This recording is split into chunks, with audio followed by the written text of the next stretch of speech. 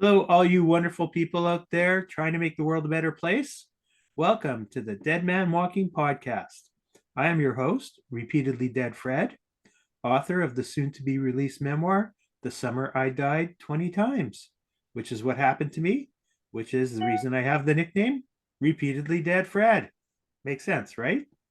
Today, I am happy to have with me Adrienne Tichy, rhymes with sticky, who has a crazy story, maybe even crazier than mine. And we're going to talk a little bit about probably something you've never heard of, a split pancreas. And she dwarfs my hospitalizations, like 200 compared to my measly 25. And it's been quite a ride. So, Adrienne, thank you for being on the show. Thank you, Fred, for having me. It's a pleasure to be here.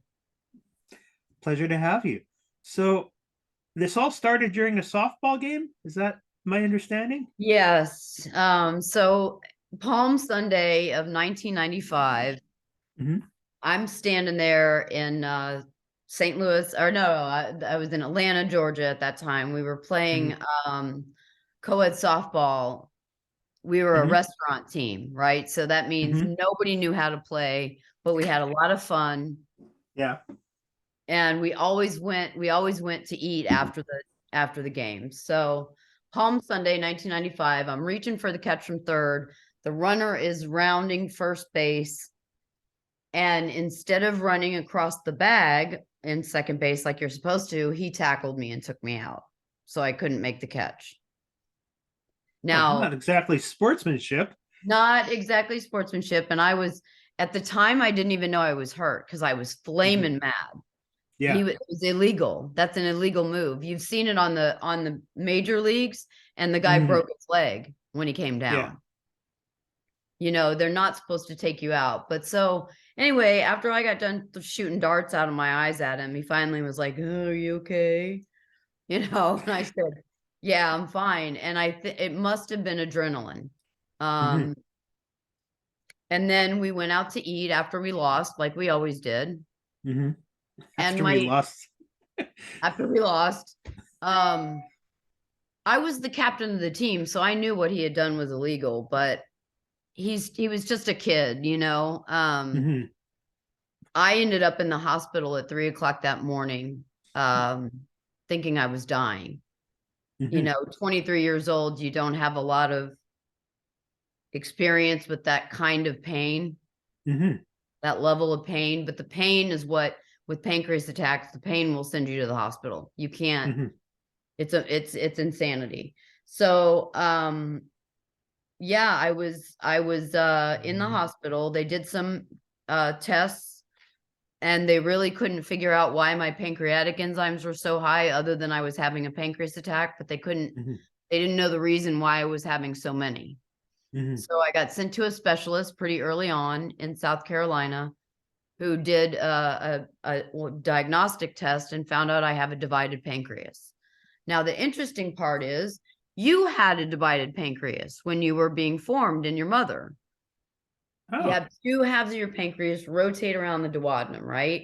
And then the Mm-hmm. bodies fuse together, and then the ductal systems fuse together. Okay. So my bodies fused together, but the ductal systems did not.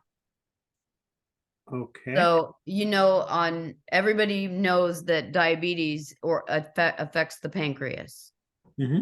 but people aren't aware that the pancreas has another function, which is to digest, absorb, and excrete your food. Okay. So where I struggle is with the absorption. Most of my life I've been under 100 pounds. Mm-hmm. Sometimes I was in the 70s with Wow. a body fat of 13%. So how tall are you? Um, 5'3". Okay. But I was in little girls pull-ups for probably Mm-hmm. 3 years. You just do what you have to do. I kept working. Um I have a successful relationship with my husband. We have a family business that we run. And it really was a crazy ride, though, to get to this point. I had to have repeated attacks, repeated surgeries. I've had 5 intestinal rearrangements. So they Wow. take everything out, they work on it, put it back in, zip you up, call it a day, right? Zip you up. Yeah. Well, I mean, kind of what they do, right? You wake up with Yeah. all your stomach muscles cut. You're like, who Mhm. the heck thought this was a good idea? Yeah. Um, but those surgeries did give me about 6 plus or minus good years after the surgeries Mhm. until they blocked up with scar tissue again. So that's why I've had so many. Um, also have had some other complications in my intestines, so they had to do some intestinal work. But um a lot 14 years of my life I've been on alternate nutrition through an IV line that goes into my heart. Okay. So that scar tissue, like it's a blessing and a curse, right? It is. It like binds you up, and then if it overbinds, you're screwed. Right, right. And with you having, even though you haven't topped 200, that's all right. But Mhm. with your amount of surgeries and the amount of times that they put you under and brought you back and put you under, brought you back, your body, like you said, if they're anywhere they're touching or cutting or whatever, it's going to have the propensity to grow scar tissue. Mhm. I have a secret weapon though, but that'll get us a little bit off track. And it might not be appropriate for you, so I'll talk to you off the air. But it's All intermittent right. fasting. That's So great. My secret weapon is music. okay, I do you have play? playlists. I play the flute and the piccolo when I was younger. I do have a piccolo that I need to get it all refurbished and retuned and whatnot. But I can see myself playing the piccolo again. So Uh are those made out of real pickles? yes, they are. They actually are Okay, dill piccolos. fascinating. Yeah. It's amazing what they can do with technology these days. Hmm. You know what? You could make a flute out of a pickle. You just have to hollow it out, put some holes in it. Um, no, but music helps me with the pain and the insanity of it all. I mean, I've Hmm. literally now this happened when I was 23 in 1995, and fast forward 25 years, I'm 51, you Hmm. know. Um, I've been in this game a long time and I've seen how the medical industry has changed for the worse. Hmm. And what happened to me, I'm actually in the best shape of my entire life. That's I great. am 135 pounds. I've been out of the hospital for 3 years, which is going on a record. Hmm. Um, and it all happened when they told me that I was going to have to go back on IV nutrition again. And I Hmm. just couldn't turn my house into a hospital one more time. Hmm. I just didn't have it in me. So I researched into what was in the TPN, right? And it's Hmm. 70% dextrose. 70 going That's into your insane. veins. It's insane, right? Yeah. So every day I would infuse myself overnight, Hmm. like 8 o'clock to 8 o'clock. And you prime all the tubing and everything. And it's amazing what you get used to. Hmm. This is a procedure that most people, I think, would want somebody from, like, I didn't want a nurse coming to hook me up in the night and a nurse coming to unhook me up in the morning. So I made Hmm. sure that I learned all about the care of my own line and my own stuff. But when I was faced with that decision almost 3 years ago, I don't have it in me. I don't have Hmm. it in me to go back on TPN anymore. I'm just getting too weary and too old for that. So I did it on my own, and it took 2.5 years for me to get almost double my body weight.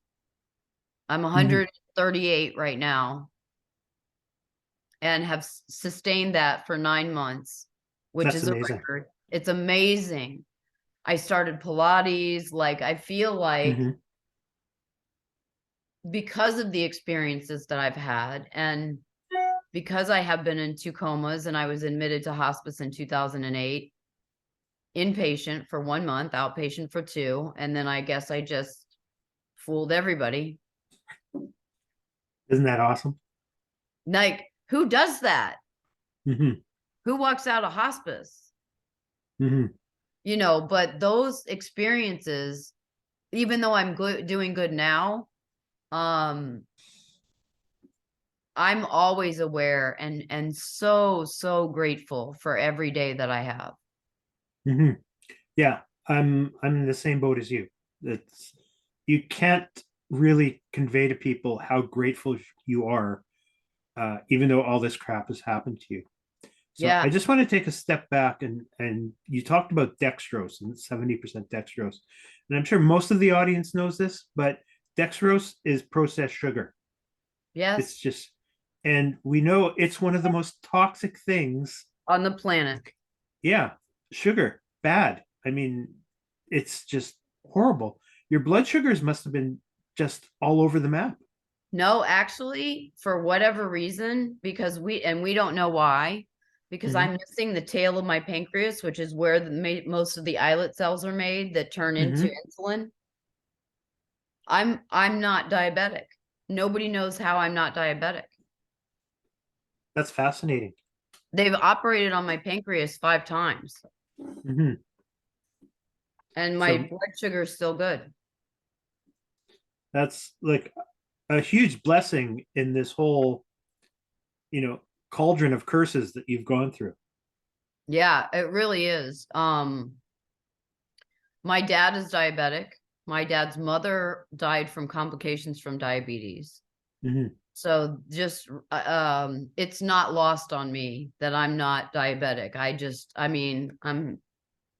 I really am so grateful every day. Hmm.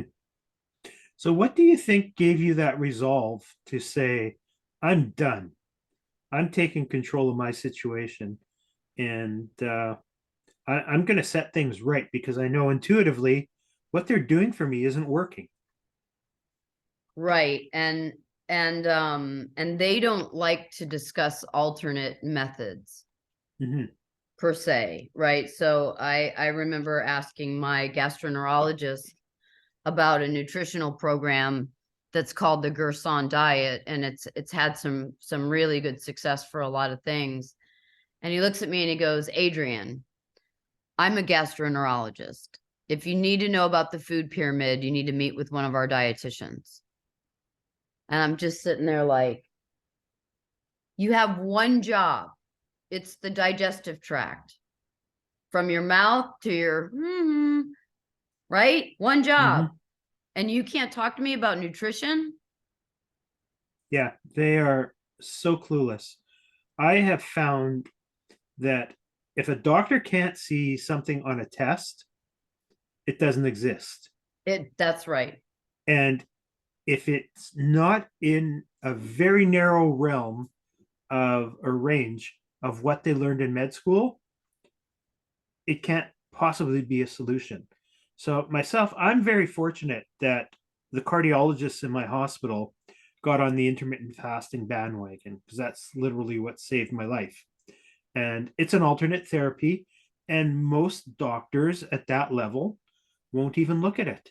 They won't look at alternate therapies. No, Mm-hmm. and even I mean, I was told I couldn't do it without it. And that's the dangerous thing to tell Adrienne, is that she can't do something. Mm-hmm. You know, I was like, okay, you're on. Let's go. So I started eating bone marrow. Mm-hmm. I added something called Benecalorie, which is made by Nestle. It's a product Mm-hmm. that you order like almost like the J-tube food that we put in, but it's basically it changes the texture of the applesauce, but it doesn't change the taste. Okay. And then it would make a 75 calorie applesauce have 425 calories in it. Oh, so it densified it. Densified it, but not not an extra, I can't eat 3 plates of food. Mm-hmm. My stomach's not that big, you know. So I just did it incrementally, and it took 2 years of dedication, and I almost doubled my body weight. Mm-hmm. So I can you eat any traditional foods at this point? Well, no, I have a modified diet. I'd have trouble processing fat and protein. I'm Mm-hmm. missing the enzymes for that. Mm-hmm. So, and I have to keep up with lab work, Mm-hmm. things like that. But no, for the most part now, everything is going through and working. We don't Mm-hmm. we don't know why. Mm-hmm. So do you see your gastro anymore? Oh, yeah, I have a concierge doctor that referred me Okay. to his gastro and his group. Um, I do regular colonoscopies and upper GIs. Mm-hmm. Um, That's such a fun hobby. what's the best part is the Mm-hmm. prep. Yeah. That's my favorite. So I had a colonoscopy a few years ago, and they put me to sleep, and they forgot I'm like a 240-pound guy, so they only had one nurse in the room with the doctor, and they needed to turn me over, and they couldn't, so they had to wake me up. And so I, you've got this tube up your rectum, and they tell you to move over, and I'm like, geez, doc, how far up me is that thing? Like, I was asking seriously. And he says, oh, it's up there pretty far. I'm surprised you can still talk. Wow. Coming Inferring out that your it was, mouth next. yeah. So Yeah, those he's are fun. a It is a fun comic. hobby. But I'll tell you what, all of this, I didn't understand it at 23. I probably didn't understand it even at my first coma at 30. And that's for all the comas have all been from sepsis. Mm-hmm. And that's, unfortunately, sepsis still kills a lot of people in this country. Yeah. You know, it's not one of the top 3. The top 3 are all controllable. Actually, it's heart disease, lung disease, and diabetes. Mm-hmm. So, that also brings me to a point. They don't do a lot of research. They don't have a lot of research money left over for the pancreatitis side of it. Mm-hmm. And it was only discovered, pancreas divisum, that divided pancreas, was only discovered in 1971, the year I was born. Mm-hmm. So, like, literally, it's a new thing. Mm-hmm. They did a surgery on me, for example, in 1996, January 2nd. They did it as an emergency surgery to save my life, but they found that 15 years later, people don't absorb food. So they've stopped doing that surgery. Amazing. So going back to gratitude, gratefulness, do you have, my friend introduced me to this. Um, on those trauma days, do you sort of have like an anniversary gratitude day that you take a moment or you gather some friends and family and whatever the date was and say, this is the day I was in a coma, this is the day I came out and got a chance to reboot my life, and thank you to whatever you know source that you believe in. So, if I'm honest about for the first 7 years, I would say I ran. I ran from Mm-hmm. my diagnosis. I just, Sure. okay, that was 1 attack. Okay, that's 2 attacks.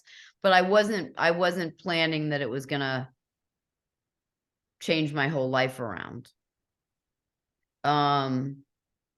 When I went into the coma at 30, I think it was because I was running, and God needed to put me in a position where I would listen Mm-hmm. and show me some things and make me, where I went, was out of my body. I was looking down at my body with my cousin talking to me in a baseball cap. My aunt was at the door and my parents were in the window. And they were all trying to get Carla to leave me to go eat because she wasn't eating. And she wouldn't leave my side. Mm-hmm. When I woke up and told her that, she just totally freaked out Yeah, because those I out of was bodies are just out of like, body is crazy. yeah. And I think that the first coma, when I woke up and I was back into my body and I felt all that pain and I couldn't feel the experience of, it was like, have you ever had somebody cheering you on, that you didn't feel confidence in yourself, but you had somebody that was cheering you on and helped you get over that hurdle? Mm-hmm. That feeling was everywhere, permeating everything. I didn't see a white light. I didn't see the tunnel. I didn't meet Jesus. But I could fly by the Mm-hmm. by the speed of thought. I could be from my room in the hospital in Indianapolis, Indiana, immediately back to my house in Kansas City. And I would do normal things like fold the laundry. I was Mm-hmm. trying to get back home, you see? Mm-hmm. But when I woke up and I was back in my body, I was pissed with God. I Mm-hmm. mean, we went rounds and rounds that year Mm-hmm. because I was in a relationship with somebody who, when I was in the coma, told my mother that if I woke up, he would marry me. That's never a good reason to marry someone. I mean, I can think of a lot of good reasons to get married, right? Yeah. That's not it. So he asked, he put the ring on the Christmas tree. By the third week in January, he called me from a business trip in New York and said, you know what? I just can't do this anymore. Mm-hmm. And Which so goes back to the statistic you were telling me about before with the, people in chronic illness. The divorce rate is so ridiculously high it's and ridiculously high. initiated by the person without the chronic illness. Well, and what I found was in this particular individual's case, he liked me being sick. When I started to get better, it was when he had the problem. Uh, I forget what that syndrome's like, but I know there's guys that like women that are very, very overweight. And when they try and get themselves into a fitter condition, they do everything to sabotage it. To sabotage it, right? Yeah. So in retrospect, I've been married happily for the last 10 years. So that happened in 2001 and 2002 is a distant memory now, Mm-hmm. Thank God I had the fortitude, the integrity to go to work. I Mm-hmm. wasn't even a year out of a coma, but you do what you have to do.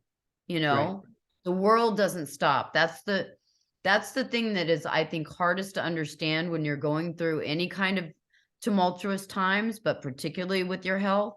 Mm-hmm. So, has anybody in your family also gone through like this considerable type of adversity? Like, Um, I personally think I have a resilience gene that my parents gave me, and they absolutely, went through a ton of adversity in their life. absolutely. And while they didn't sit there and say, this is how you overcome adversity, this is how you be resilient, I sort of absorbed it. And Yeah, we then, just were, right? We just were. yeah, and then you start to exercise that muscle. And the more resilient that you can become, the the better off everything in your life can be because it gives you such a confidence and inner strength. Have you found that? I have found that, and like I said, if I'm honest, I haven't found it the whole time that I've been ill. Oh, of course not. It took me a long time to not be mad at my body Mm-hmm. because most people, I mean, you're an exception that I'm talking to because we've got a shared medical sort of history. But Mhm. most people don't ever have to think about the things that we've had to think about until they're well into their 70s. 70s, 80s. Yeah. So, can we go back to the out of body experience? Because you're the Yeah. only other person that I've spoken to that has gone through this, and yours is so far very different than mine. Um, when I was going through my out of body, I was floating above and I was seeing myself dead wherever I was at that location. And, I also didn't see the light and the come to Jesus and stuff like that. And, but what I did feel was unbelievably confused. So I'm Jewish, I believe in God, Yep. and we have concepts, and depending on which sector of Judaism you come from, what the afterlife looks at. And it was just, I felt so confused. It was like I was being torn to Yeah. keep going on this journey and being pulled back towards my body. I guess the body eventually won out, but it was just like this overwhelming confusion of not knowing, do I stay or do I go now? I forget what that song's from, but Yeah. um, Well, but did you feel like you were given an opportunity to say, yes, I want to come back, or did you hear anybody say your work's not done or any of that other bullshit, excuse me, that people say happens? no, 'Cause I didn't experience any of that. no, I didn't either. Um, and I don't discount that other people uh, have had those really experiences because, what do we know? We're actually all just bundles of energy when That's you get true. down to it. So, like Sam Kinison, the crazy comedian that, if you read his story, um, just before he passed, he was in a terrible car accident and he seemed to be having a conversation with God, according to the Yes. witnesses, you know, like out loud. It's like, Out why? loud. I don't Yeah. want to, you know. So it's fascinating, and we know so little about this, but Well, it's and just I don't know interesting if that yours was so different. mine is different. And it's funny because I have read some of Raymond Moody's stuff. Mm-hmm. I'm not familiar with them. That he did a lot of study on near death experience. Mm-hmm. And there's like, I don't know, like 6 criteria or something. Um, you don't have to have died. You can be near death Mm-hmm. and it happened. But when I'm almost skeptical when people just use the cliche of I saw the light Mm-hmm. and was greeted by my family. I don't know who was there, but everywhere, permeating through everything was this feeling like it's okay. Everything Mm-hmm. is all right, happening exactly the way it's supposed to. Just and now I live my life. Um, my husband's in recovery almost 23 years now. And What would he, hit to that over your right shoulder? yes. So we started a recovery residence community, but being ill and having my own recovery journey, I'm able to Mm-hmm. bring a different perspective to what we do with our clients. And also we're able to deal with clients who have chronic illnesses, Mm-hmm. you know, So and just slightly off topic. So how many people would be in your residence? Like how big a facility is it? right now we have 16 men in 3 houses. Wow, At that's a our big height, we operation. had 60 men with 60 men and women with 10 houses, over 10 houses. And that was while I was actually in the second coma. The second coma was 2016. I like to say I went to sleep and Obama was president and I woke up and Trump was president. It was Wow. I was taken out for the election. So I didn't vote. Don't blame me. I We was, I can't was, talk politics. We can't talk politics. yeah, no, no, I'm just saying it was interesting that I was out during those times. Mhm, Um, and then coming back from that one, I think was harder, because mhm. more damage was done to my body. I had blood infections and all the things that come from being in a hospital. Sure. I'm sure you know about that too. Well, one of my cardiologists told me the hospital is a terrible place for sick people. Yeah, you don't get any rest. Mhm. Well, knowing what I know now, I have these noise canceling headphones. And if I ever go in the hospital again, I'm just taking these with me because it's the only way you're going to get any rest. Yeah, because the machines are going all the time. The Mhm. bings and the beeps and the people that are coming into your room. You've got, 4:30 in the morning, they blast your lights and they're like, "Good morning, we're here to take your blood." Like, Frickin' vampires. yeah, I don't it's even think they use the blood. I don't think they test it. I think they I just don't drink think it. either. I think they just come in every day to torture you. Well, I definitely have had some mixed experiences in the hospital. I want to actually write a book called Patient Enough, Mhm. because I don't know what your experiences is with the medical community, and maybe it's different if it's heart, but it's been very difficult, this For medical. sure. And I don't want to trash the entire medical community because like any No. business or any system, you've got your superstars and you've got the how the hell did you get hired and why haven't you been fired end of things. And at the front end of my journey, it was a lot of the how the hell did you get hired group.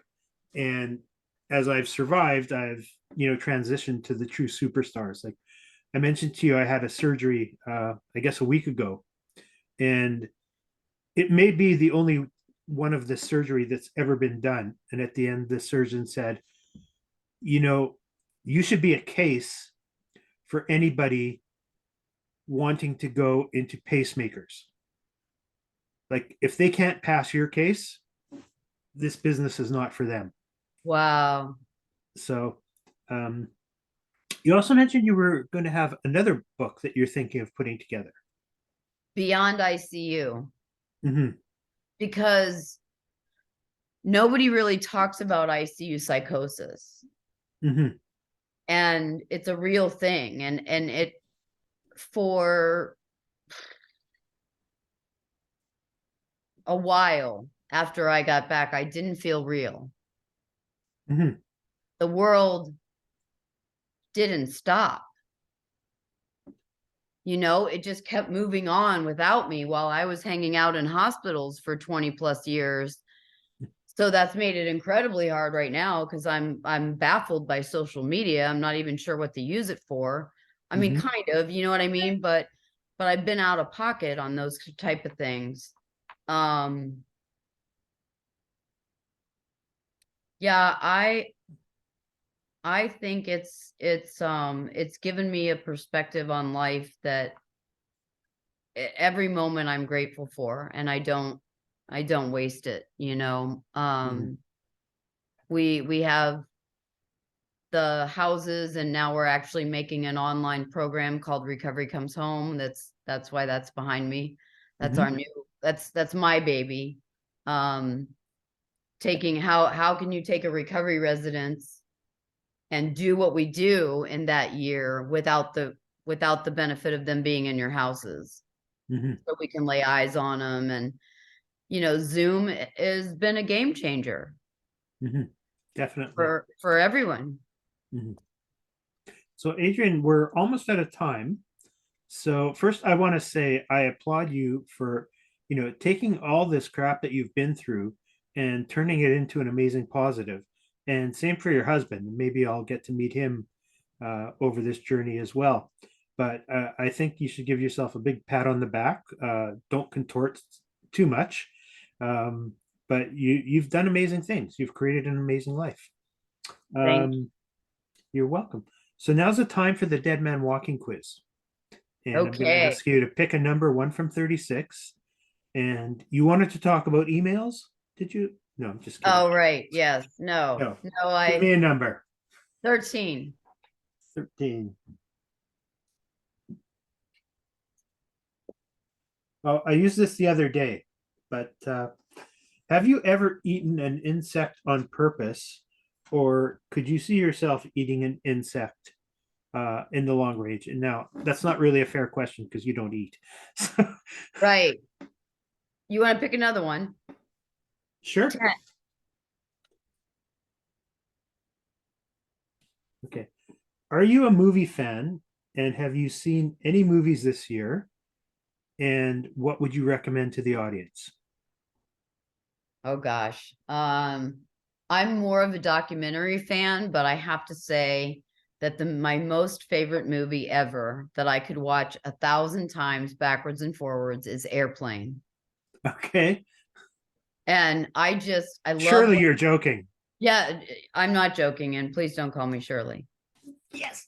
We have Vector Victor. What's your clearance, Clarence? Yeah, that one always I love movies that give me a big belly laugh Mm-hmm. because of all of the stresses that I've had in my life. So anytime I can capitalize on a time to just laugh through an entire movie, it's Airplane for sure. I just read that Leslie Nielsen was a huge prankster. So for those of you who are not old enough to know, Leslie Nielsen Oh, was I know the Leslie lead. Nielsen. He was an Yeah, Airplane. He was a Naked yeah, Gun. and he carried fart machines with him everywhere he went. He thought that Wow. was the most fabulous thing. And I can't remember the exact quote, but on his headstone, uh, he made a reference to farting. Nice. Now That's there's your kind of dedication. man. That's my kind of guy. Yeah. So, Adrienne, if people want to get a hold of you, how is the best way to get a hold of you? Because I imagine you're available to do talks and all sorts of things. They can go to recoverycomeshome.com, Mhm. or you can get me at Adrienne, that's ADRIENNE at recoverycomeshome.com. Awesome. Thank you so much. This has been the most amazing podcast, and I wish you much success in the future. To the audience, thank you all so much for tuning in. Please like, subscribe, make comments, hit the notification bell. I'm sure I'm leaving something out. Check out Adrienne's website. If you know people with addiction problems, send them her way, um, and just lead a positive life. Thank you all, and we'll see you next episode. Bye bye. Bye bye.